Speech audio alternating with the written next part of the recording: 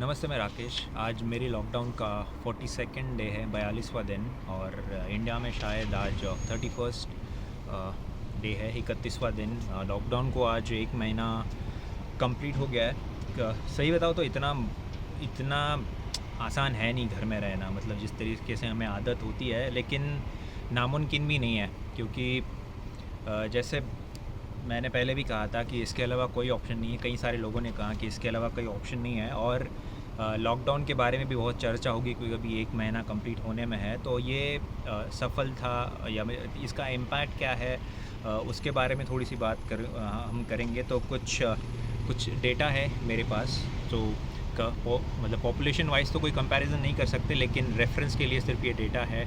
तो यहाँ पे है इंडिया है, जो हमारी जो लोक संख्या है 135 करोड़। फिर जर्मनी है जिसकी 8.3 करोड़ है।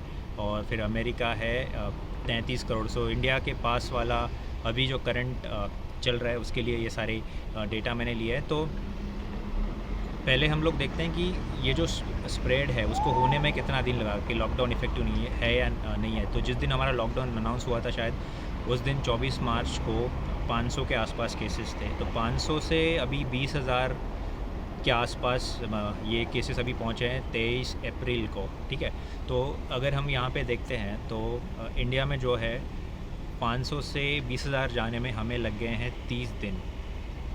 और अगर हम लोग उसके कंपैरिजन में अगर बाकी की कंट्रीज़ देखेंगे, जर्मनी हो या फिर अमेरिका हो, तो ये लोगों ने तब तक लॉकडाउन नहीं अनाउंस किया था जब तक इनके यहाँ 500 थे। शायद जर्मनी में लॉकडाउन अनाउंस हुआ था जब इनके ऑलमोस्ट 20,000 के आसपास केसेस थे।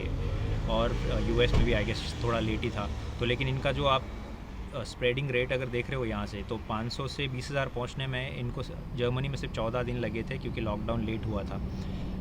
अमेरिका में सिर्फ 11 दिन लगे थे क्योंकि लॉकडाउन लेट हुआ था। इंडिया में अभी तक सिर्फ 30 दिन लगे हैं इतना काउंट पहुंचने में। तो कहीं ना कहीं लॉकडाउन काफ़ी इफ़ेक्टिव है। कि आप सिर्फ सोच लो, अगर इतना स्ट्रिक्ट लॉकडाउन है उसके बाद भी हमारे यहाँ आज हम लोग, आई थिंक आज का काउंट 23,000 पहुँचा है जहाँ तक मैंने देखा है, 23,000।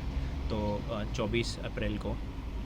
लेकिन इसकी और दूसरी साइड भी है, क्योंकि भले ही ये स्प्रेड नंबर्स में हमें अभी शायद कम दिख रहा है कि 30 दिन में ही इतना ज़्यादा नंबर पहुंचा है, लेकिन मैं इसका मल्टीप्लिकेशन रेट बताता हूँ। क्योंकि जनरली कोरोना वायरस ऐसे ही पहुंचता है। मुझे हुआ, फिर मैं घर पे आया, मैं जिससे मिला, फिर 1 से 2 हुए, 2 से 4 हुए, 4 से 8।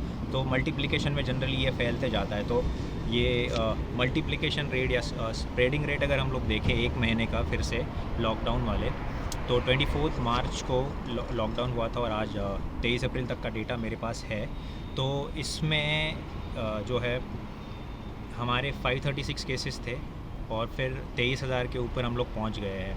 काउंट्स थोड़ा ऊपर नीचे हो सकता है, जो वेबसाइट मैंने रेफ़र की उसमें ये थे माइक्रोसॉफ्ट की।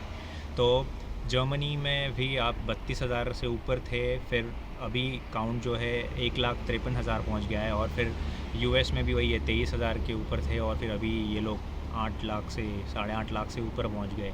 लेकिन अगर आप इसका मल्टीप्लिकेशन रेट देखते हो इंडिया में, तो हम लोग 43% हमारा मल्टीप्लिकेशन रेट। इसका मतलब ये कि 500 आदमियों ने आज 23,000 को इन्फेक्ट किया, 1 से 2। तो एक आदमी जो है हमारा औसत में, मतलब लगभग एवरेज 43 लोगों को, 43 लोगों को अफेक्ट करते जा रहा है। जबकि बाकी के कंट्रीज़ में देखो, यहाँ पे देखो, जैसे एक आदमी से सिर्फ 4 लोग अफेक्ट हो रहे हैं। अमेरिका में एक आदमी से 16 लोग अफेक्ट हो रहे हैं। क्योंकि ये लोगों का लॉकडाउन अनाउंस हुआ था जब ये लोग ये स्टेज पार कर चुके थे और फिर उसके बाद फिर रेट जो है स्लो हुआ है। तो इंडिया में भी हमें थोड़ा सा और संयम रखना है, क्योंकि इसके बाद क्या होगा पता है। अभी हम लोग को नंबर भले ही कम लग रहा हो इनके कंपैरिजन में, इनसे 1.5 लाख है, 8.5 लाख है, हमारे 23,000 है।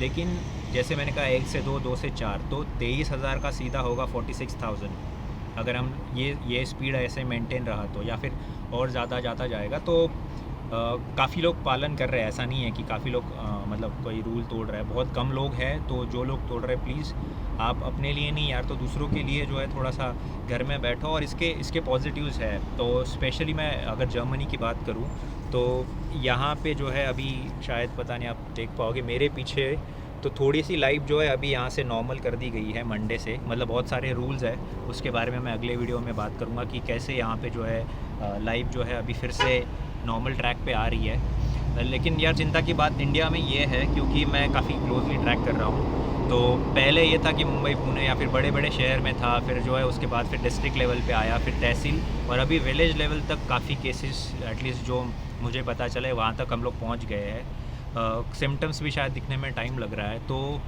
अभी तो फ़िलहाल जो ये जो कर्व फ्लैट करना है उसके लिए एक ही रास्ता है, अभी घर पे रहना। और ऑब्वियसली तकलीफ़ हो रही है कुछ लोगों को, कई लोगों ने रिक्वेस्ट की थी, तो इसलिए मैंने पिछला वीडियो बनाया था जिसमें जो नीडी है उनकी हेल्प करने के लिए, मोटिवेट करने के लिए, तो या उनकी हेल्प करो।